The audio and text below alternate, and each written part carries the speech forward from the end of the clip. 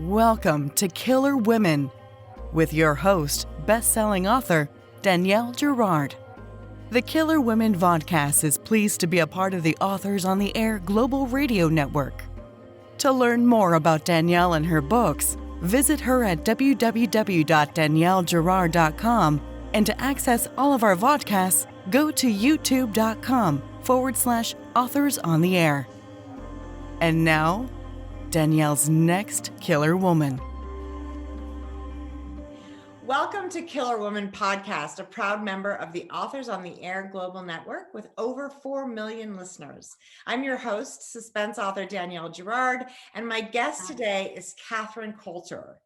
Catherine is the #1 New York Times bestselling author of 88 novels, including the FBI thriller series and A Brit in the FBI International Thriller Series, co-written with J.T. Ellison, most of them hitting the New York Times bestseller list.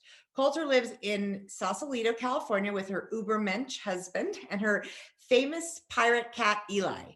Her newest release, Reckoning, the 26th book in the FBI thriller series, is out on August 2nd. Welcome, Catherine.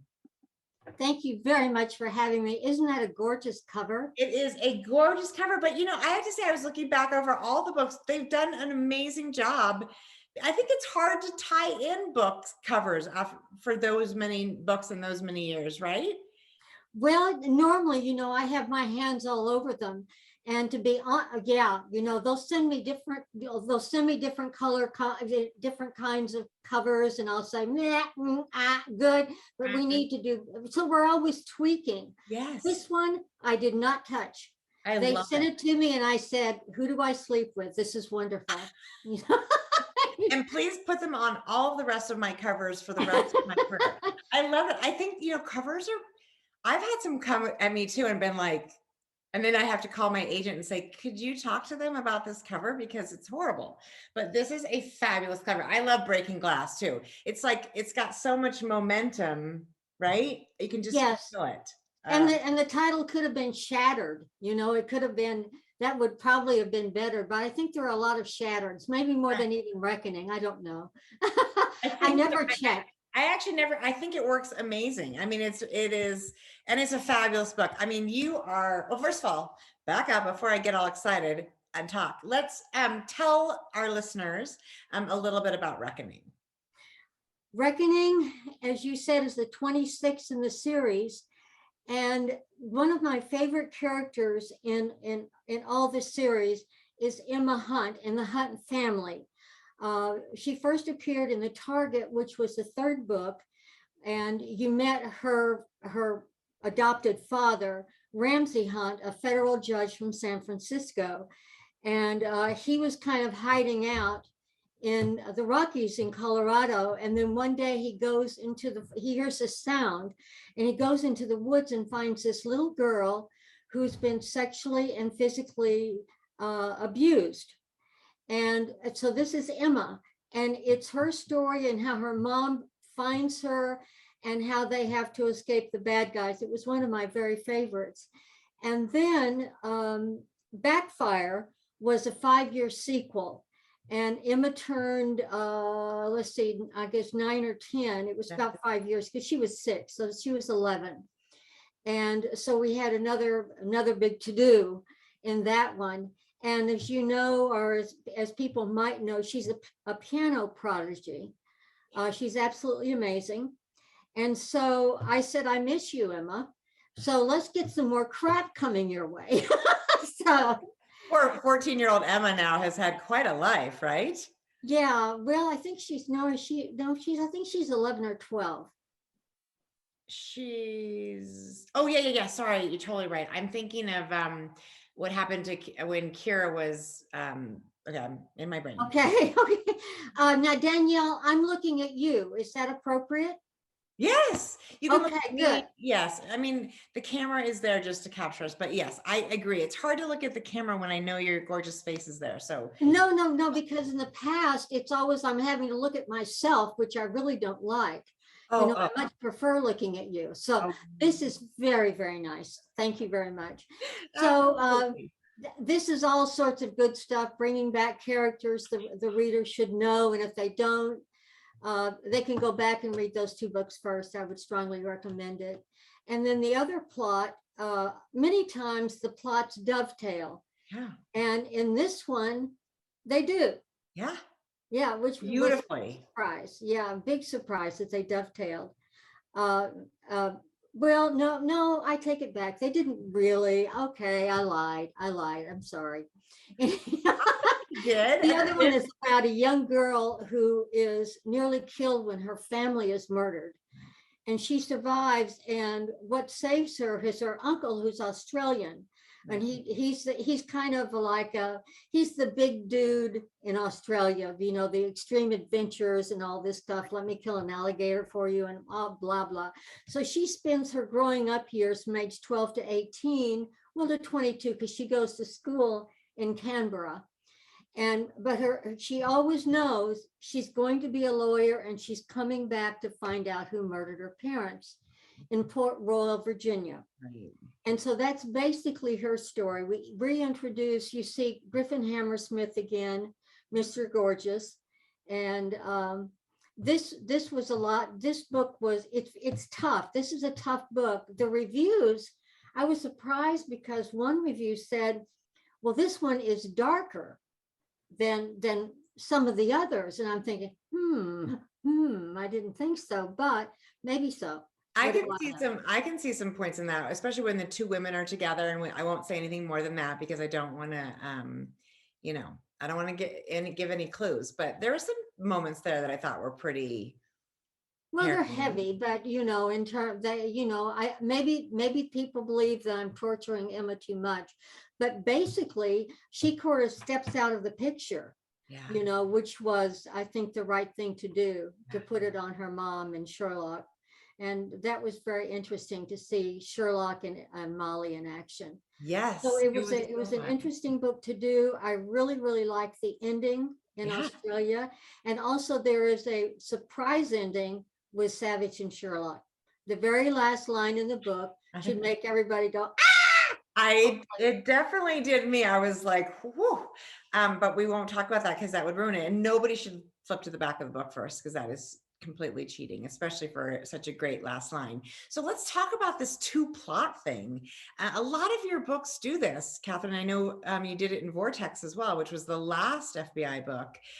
Is it and I can't, in my mind, I'm trying to remember, is it something that you always do? And then tell me, how do you manage to keep them? Are you writing every other? How do you manage to keep them separate and clear in your head?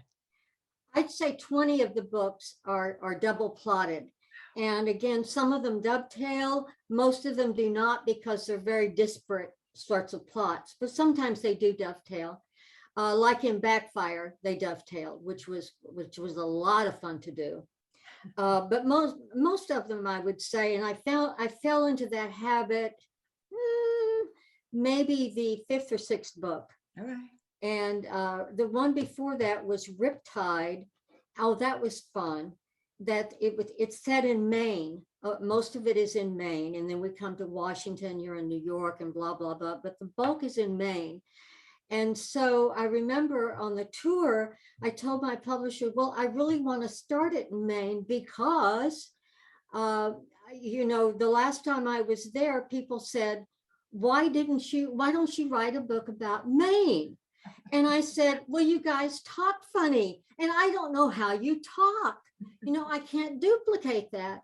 And those sweethearts, I got maybe a half a dozen different videos in and audios, and it was just wonderful. So then Riptide was set in Maine, and I set it near Camden, Maine, but it's a made up town, of course, Riptide. Yeah.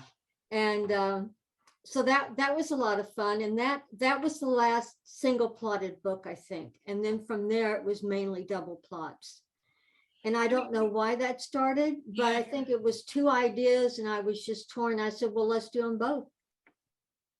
Why not? How do you do it? Do you write every other, are you writing, do you start at the beginning of a book and move? No, I go back and forth naturally. I say, okay, I now need to go back to this one. Okay. Now there's the cliffhanger. Let's go back to the other one. And you try your best to stop where you don't think the reader's going to be pissed at you.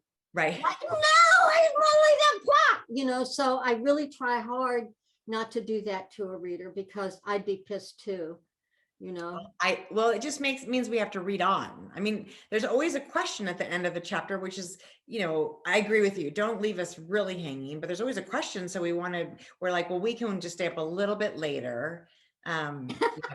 We'll go with a little bit less sleep and read the next scene. So how many years have I done that every night? More. Yes. And I mean, listen to you talking about books that are 20 books ago. How in the world, do you keep all of these stories and characters? I mean, you have a huge cast of characters we just talked about half a dozen of them. And there's, these are characters who've been around for, 20 books or whatever. So how is your brain locked that in? What's the magic? Well, the brain really doesn't. Okay. Okay. Fair. Well, actually, for example, because I'm so smart, because I'm so brilliant. You are. Sherlock started out with blue eyes. They went to green. She went from being tall to being petite. He went from having blue eyes to dark. Because I was too unaware to, right. Dearie, make a list, make a freaking list. Right. And so I never really did. But I've gone back and I've gotten certain people down, but I'll forget. I'll forget. I'll have to go back and look in a book and say, now what happened here? What happened here? Right. J.T. Ellison, who co-wrote A Brit in the FBI with me, what program? She used Shakespeare. Was it Shakespeare? I'm probably getting that word wrong, but she knew everything about every character in the universe. Yeah. Was she using Scrivener? Yes. JT is a good friend of mine, and that is a helpful, because you can create sort of post-it boards of your characters and stuff. I wanted to smack her. Don't do that.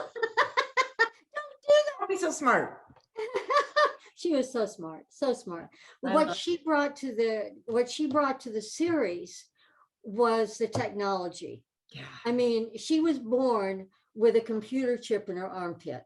So she knew all this really good stuff that I would kind of go, huh? And that really made a huge difference in expanding the scope of those thrillers, because there were so many cool things, like a Faraday bag. What is a Faraday bag? Was that a thermometer or something, And so I learned a whole bunch of stuff too. Yeah. So that was a lot of fun. You guys were a great team. A halt to that series because I felt it had run its course. Yeah.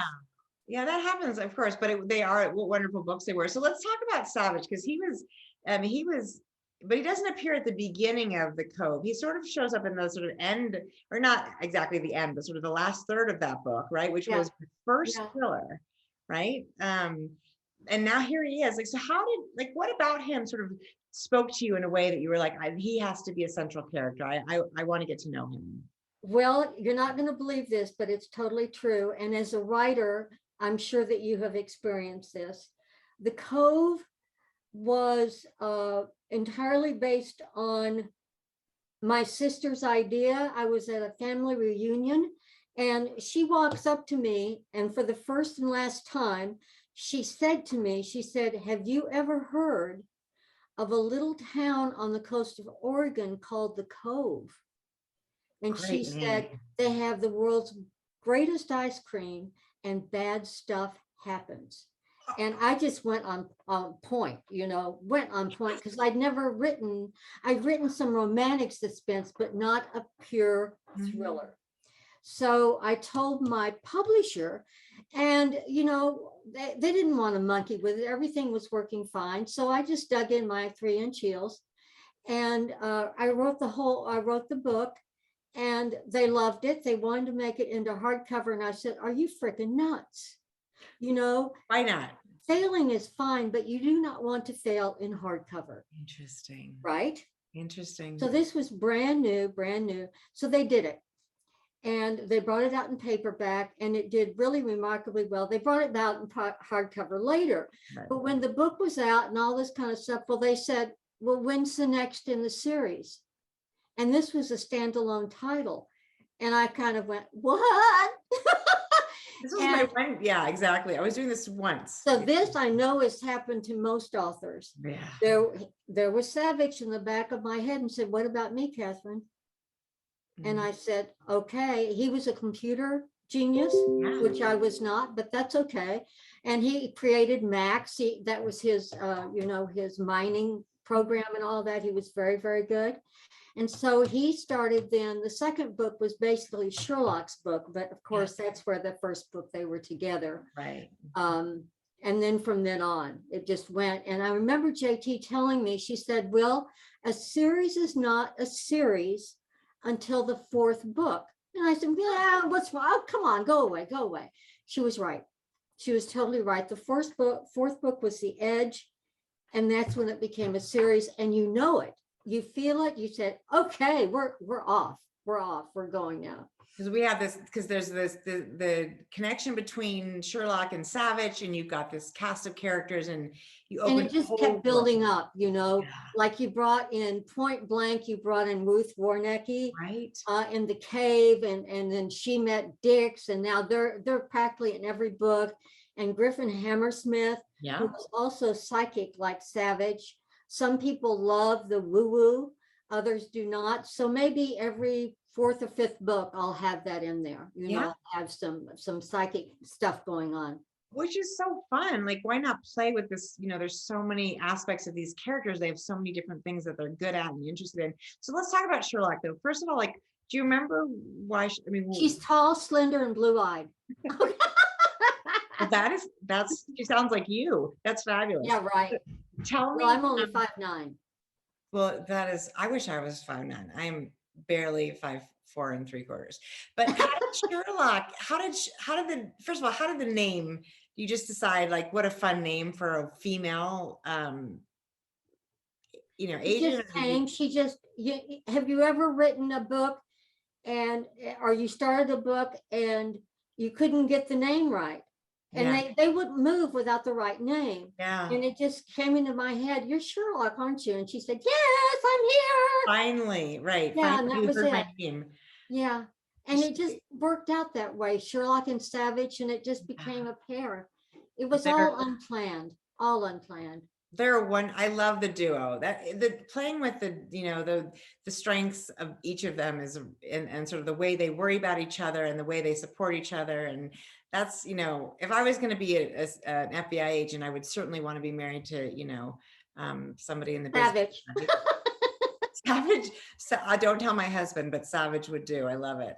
So, okay. So now, I love that your sister gave you that idea that bad things happen. Are you a pantser or a plotter? Talk us about your process for a book. How do you? Well, first of all, pantser and plotter, I hadn't even heard of that until maybe 6 years ago. Yes, right. I know. And I'm definitely a pantser. I try to plot. I desperately try to plot, but it really never works because the way my brain works is ideas will come into the head. No, that one sucks. Well, how about this one? Mm-hmm. And so what you do is you just sit down and you write. Yeah. And I tell, in writing classes, I tell people I've never been able to edit a blank page. So you write. It can be crap. Who cares? You're getting a skeleton. Totally. And then your brain goes to work on it.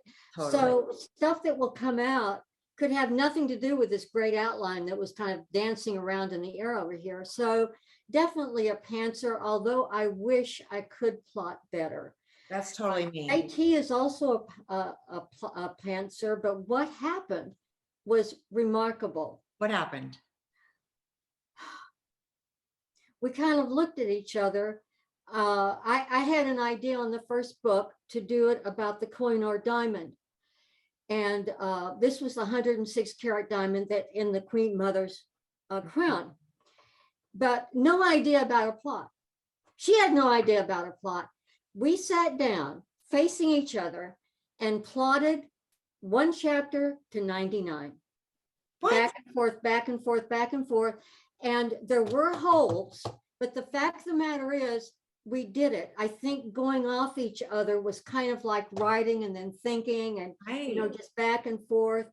And she came up with fantastic technical stuff and scenes that I never would have thought of. Right. And I'd come up with stuff she never thought of. So it was a wonderful, and I'd say, okay, we need another action scene here. Let me do it.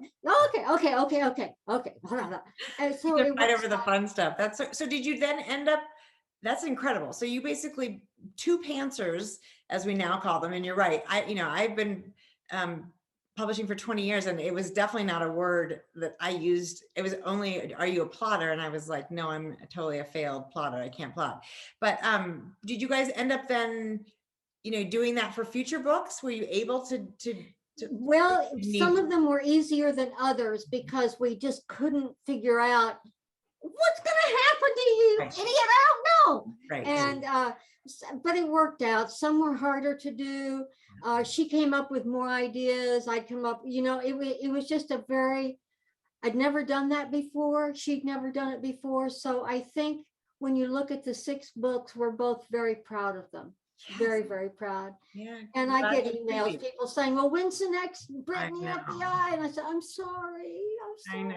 I know. It's sort of hard when you're ready to move on and your readers. Of course, we love the characters that we get to know and love. So of course, we're always asking for more of the books, and the author gets to say, I'm working on something different. So tell us about. Well, the thing is, I would always answer back, and I said, well, you know how hard it was to come up with unique ways to try to kill them. I mean, 6 books of 27,000 ways to kill them, and you're going to get letters with the suggestions on how to try to kill them, so that you be quiet. So tell me, now, do you write every day? Do you have is there a ritual for your writing? What sort of, how do you sort of structure your writing life? I'm a morning person. I usually am at the computer by 7:30, and I'll write till like 10:30, and then it's playtime, and then business and hiking that we started during COVID, and the gym was out. Yeah. So we started hiking. We never stopped. So that's really my day. I'm quite boring, actually. Oh, it's fantastic. I think writers are creatures of habit. My days are very similar. We don't need to do that much, right? We're very busy in our own heads. So when you're out there hiking, is that sort of, how are you setting up the next day? One of the things I find people ask and want to know is, you get a scene in your head and you write it down, and then you're like, wow, I did this. But then, sort of the next scene is the thing that you're always. I'm usually working on the scene I wrote. Like, no, that sucked. How about this? Nah. And so it's all over the board. Sometimes something will come to me, but it's usually when I sit down in front of the computer, it just kind of comes out. Thank you, God. Thank you, God. Yes, exactly. And if it doesn't, then I'll just go back and I'm, as a pantser, you're always backward buildup. Totally. You're always editing because you're changing things constantly. So, I write 5 days a week. I do not write on the weekend unless there's a deadline. And I've become an elder. So, 1 book a year. I used to do 3 and 4 books a year. I do 1 book a year and a novella, which is a historical romance, which I love, which is woo-woo. I absolutely love doing those. So that'll be out. The 6th one will be out around Halloween, I guess. Oh, okay. Yeah. So, and I'm sure your readers of your historical romances for all these years like to see you come back. Well, I couldn't do it. I couldn't do one. I do one of those a year, and one because they were really very disparate genres. So you kind of have no constipation in the brain. So I just replaced it with a novella, which I could manage, Right. And, Well, you're still, that's very industrious, 5 days a week. I mean, that's, and a book a year is still hard. I think, I'm earlier in my career, and I still think a book a year is sometimes hard. So, well, some people are 1 with 5 years. I mean, everybody's different, and Nora Roberts has written about 500 books, for heaven's sakes. And we've written about the same amount of time, and I'm on 88. Excuse me. So everybody is different. It's so true. Although I'd say, Catherine, at 88, you're doing just fine. So, so I heard you say somewhere in that you can tell when a book isn't working because you literally get sort of stuck on a page, and you know that, you can't get the characters to sort of move forward. Oh, the characters will say, "Excuse me, I'm done." Oh yeah, they'll just stop cold. Okay. So Okay. then what do you do? Well, to be perfectly honest, I will tend to go to the other plot. And that will tend to kind of clear things out again. And it normally does. It normally does. I think one time in my career, I've told people I do not believe in writer's block. I truly do not. I believe in a bad plot. So what you got to do is to be brave enough to toss it out. Yeah. And just trust that another plot's going to come from the parking lot in your brain, and it will. It will. I threw out 84 pages one time. It just go away. Couldn't do it. And of course another plot comes along. Yes. So I don't believe in writer's block. I really do not. What do you think about that? I think you're right. I mean, I also think of the butt in the chair thing. I think even if you're working on something, even if the words are flowing and they're going to be towards a scene in the future of the book, or a scene, towards a character thing. But I think it's an interesting point that you feel like that it's an indication that something isn't going right. Because I actually think that's usually what I learn, but it takes me, of course, like a month to get to where you've already gotten. So I'll walk around the house and fold laundry and try to figure out why I can't come up with any words. And you're right. It's usually an issue with the story. Forget the laundry. Nah, forget the laundry. Is yours full? Toss the pages. I love that. I actually, weirdly, Catherine, I kind of love laundry. I love doing things that just don't use my brain, because that's a time when my brain can sort of work on a story. Okay. Weirdly. Okay. And we're all so different. I'm not good at just sitting and staring. Like, I feel like, sometimes you have to stare out the window or something. I'm too fidgety for that. Oh. Well, I write very quickly, very quickly. And again, it can be total crap, but it doesn't matter. It's down. I'm trying to remember, who was it? A friend of mine, she no longer writes, which I understand. She would sit for 8 hours, and if she produced 5 sentences, she felt really good.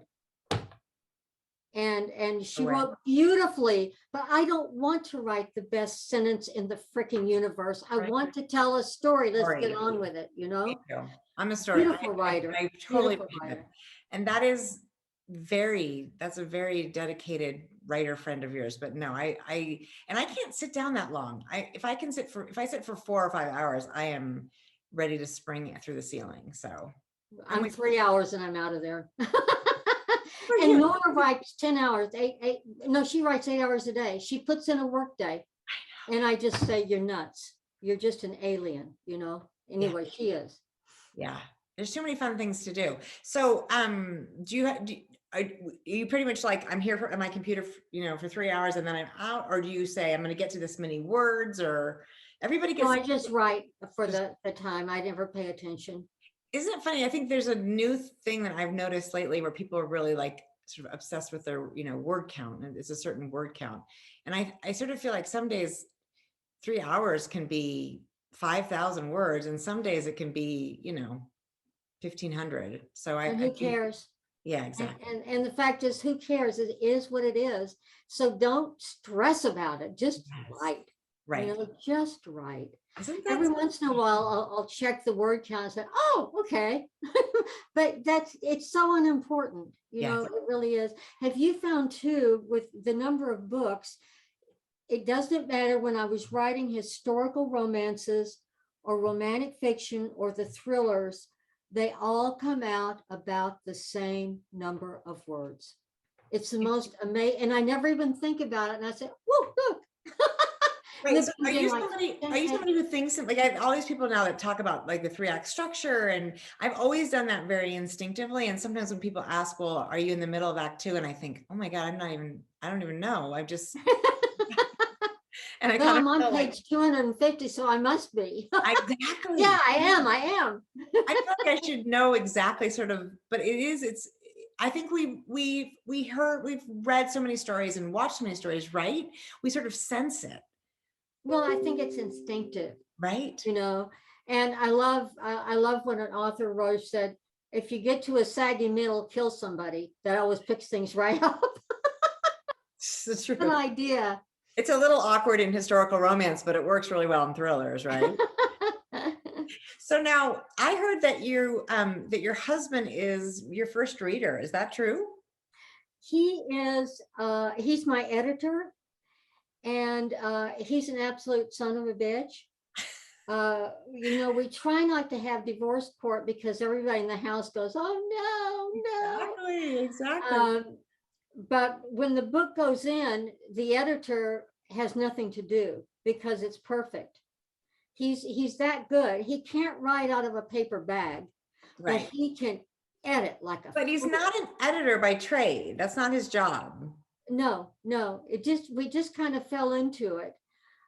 He never edited, or he never edits the novellas or any of the historical romances, except at the very beginning.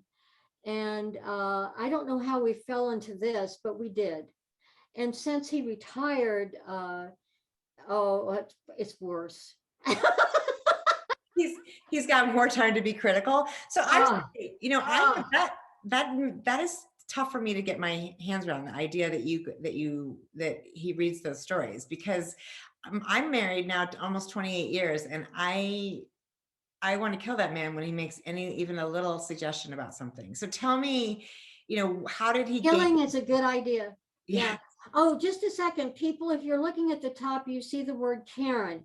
Karen is my assistant. She's my right and left hand, half my brain. And this is her computer. So that's why her name is there. And we could not figure out how to change it. So my real name is Catherine, I promise.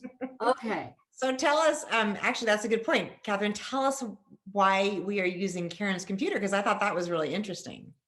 Oh, Karen's computer is, of course, internet, whereas I write on a PC. I don't want my computer on the internet, just because it could go kablooey. The internet could go out, blah blah blah. I don't want to deal with it. So, and do you think it's a distraction? Do you feel like you because you can't connect to anything, you can't check your email, you can't just, I feel like we're masters of procrastination on the internet. No, I never even think about it, to be honest. Not that. It's just when you work, you work. Yeah.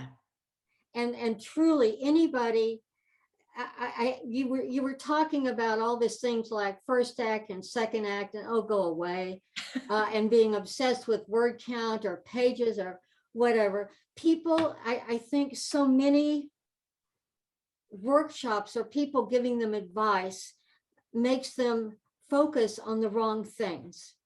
It makes them crazy is what it does. It makes them too crazy to ever write. Oh my God, what should I do now?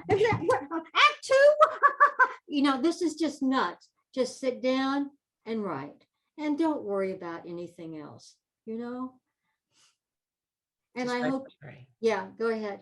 No, just write your story. I think that's a really valid point. But I think, we do look for, people want a how-to guide to do this. And it's, like you said, everybody does it differently. It's not a really how-to thing, right? Yeah, and it's not rocket science. Like you said, you plant your butt in the chair and you write.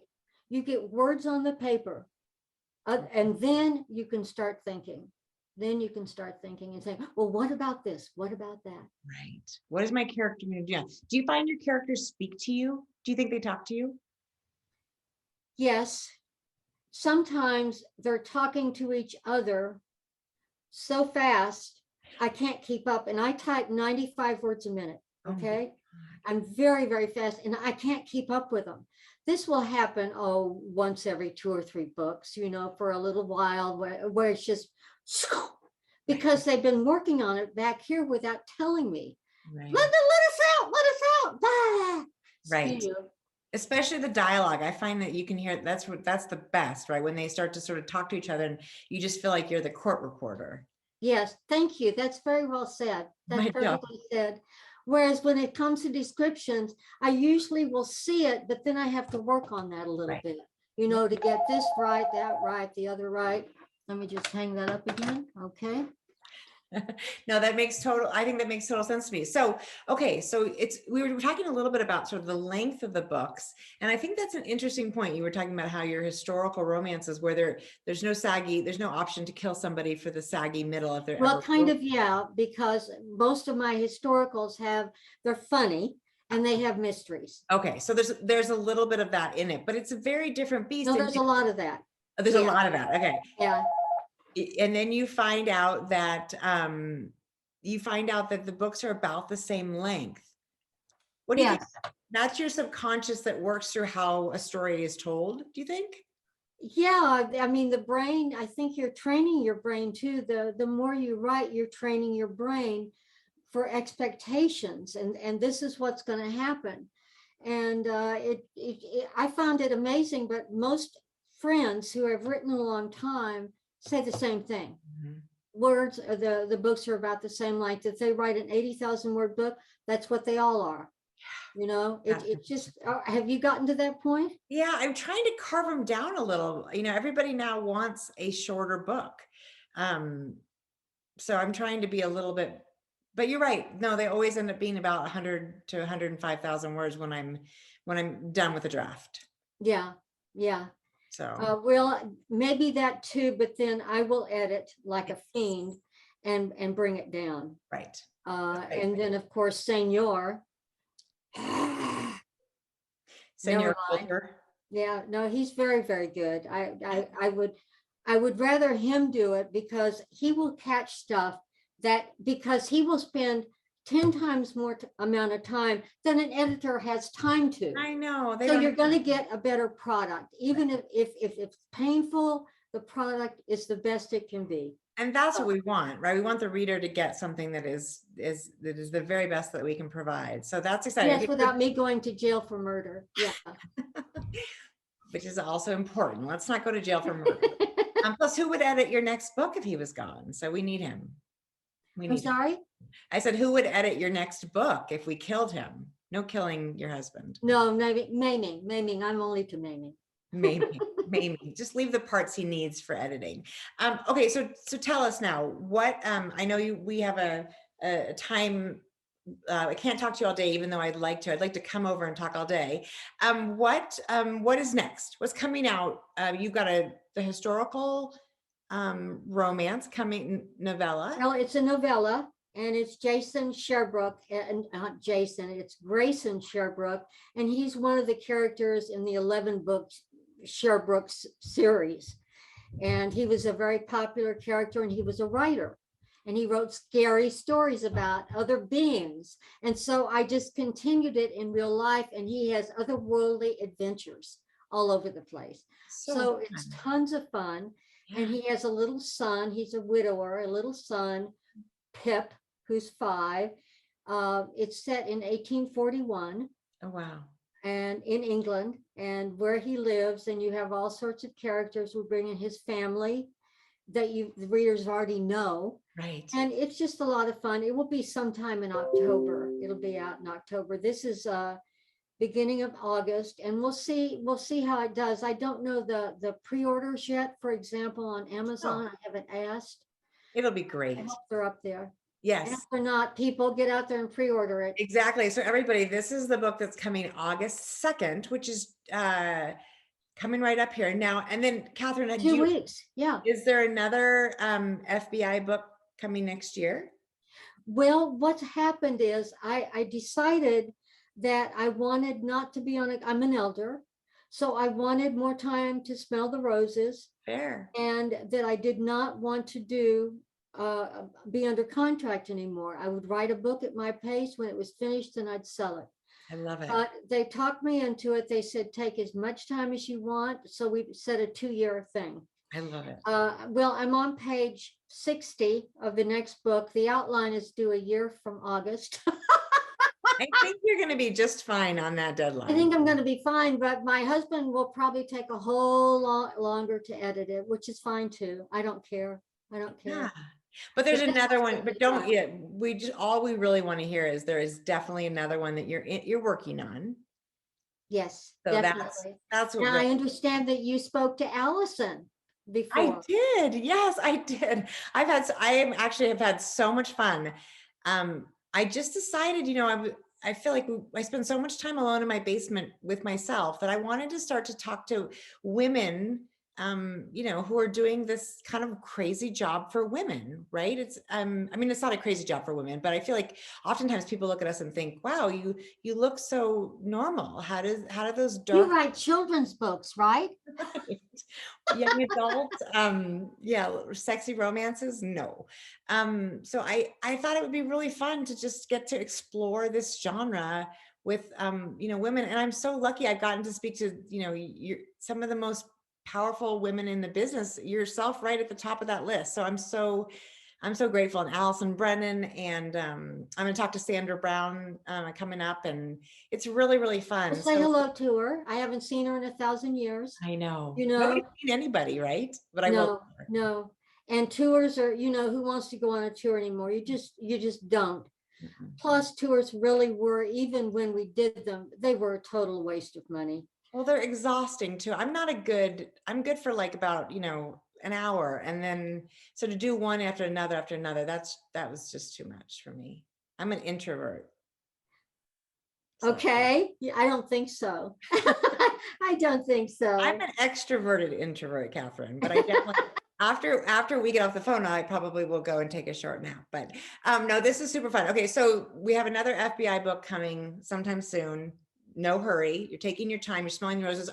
Let's just say 2 years. 2 years. 2 years. What are you doing with your fabulous elderness? Are you traveling, hiking? It sounds like you're hiking a lot. Everything is just more relaxed, and I feel no pressure at all. And things are just a lot of travel. We do enjoy that. It's just very nice. It's just everything is fine. Good for you. And it's nice to say that. Yeah. And if you ever get out to Sausalito to see your friends or family, Kent is not that far away. No, it is not. So I would certainly come to visit. We could go to lunch at the Spinnaker or the Cantina. I love both those places. It's so funny. I have not been to Sausalito in, a long time, but we used to do sea kayaking around there, and then have lunch right at the, Spinnaker. So that's fun. We still have lots and lots of kayakers, and you watch them bite the dust and you applaud.